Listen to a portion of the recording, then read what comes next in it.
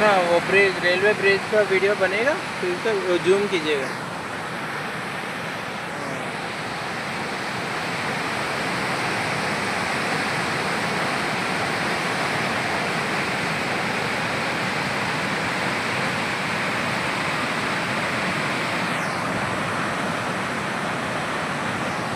Suspend होना बहुत ज़रूरी है, वरना मुश्किल मुसीबत आ जाएगी।